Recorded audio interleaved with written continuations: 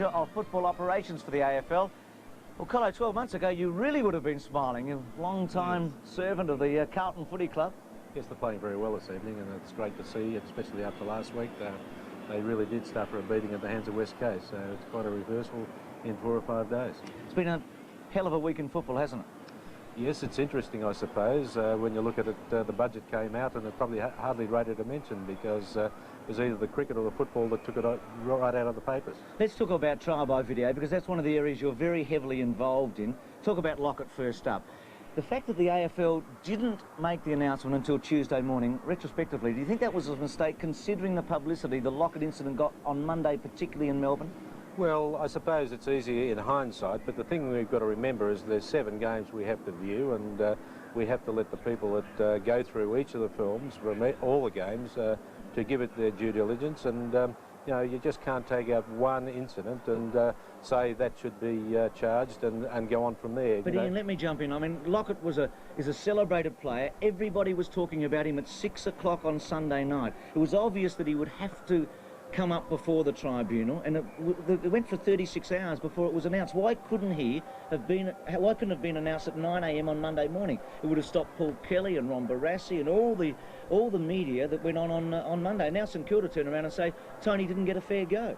Well, I think that's very unfair if they've said that, because everybody goes to the tribunal, has the opportunity to defend themselves, and also too the tribunal works in an impartial manner, and they see it as it is, and after they've viewed all the evidence, and I don't believe Neil Busy or his fellow members of the tribunal would take any notice of that publicity, because it does surround most of the players. It also surrounded Carey when he was charged, so you know, I don't think you can just single out one and say it's unfair that he has received some publicity. I suppose the ideal would be that if you could make sure that you know, they can't talk about it, but if you did that, they couldn't talk about football on the Monday, Tuesday until Wednesday. But you know, if the umpires had made the charge on the Sunday, it would have been all over. The AFL won't be changing it then. They will always announce those that are going up before trial by video at the same time?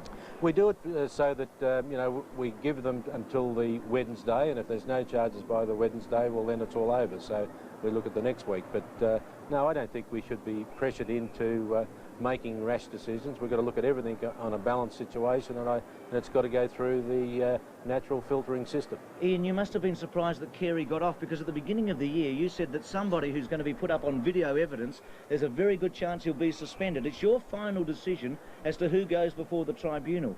You put Carey up on an alleged eye gouging charge. Were you surprised he got off? Well, no, I think if the tribunal saw it that way, that's their prerogative. You obviously didn't see it that way, though, Ian. No, I think there was some doubt, and you know, we put it up to see if the tribunal would support it or not. They rejected it on the evidence that they saw, and good luck to him. Will Ron Barassi be fined? Will Paul Kelly be fined for some of their comments? Will the Sydney Swans be fined? No, they won't be fined, simply because at that stage no charges have been laid. So they were making comments prior to any charge being laid, so the player technically wasn't reported. The reserve situation, I know you've been heavily involved, canvassing the clubs. Will there be a reserves competition in Melbourne next year?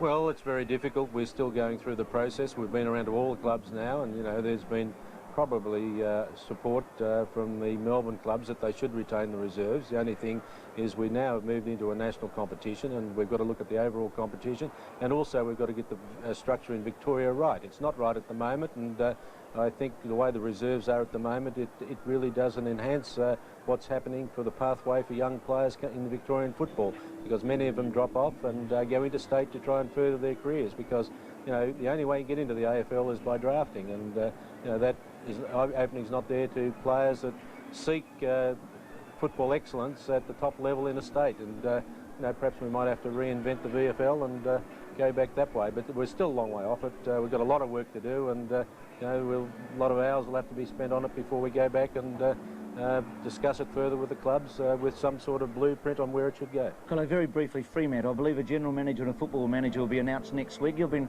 alongside of that most of the way through, is that correct?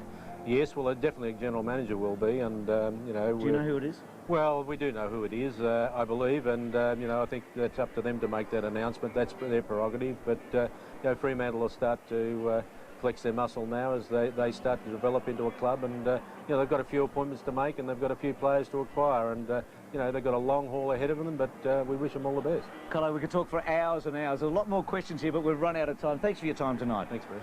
Ian Collins, the General Manager of Football Operations for the AFL. A break, back with more after this.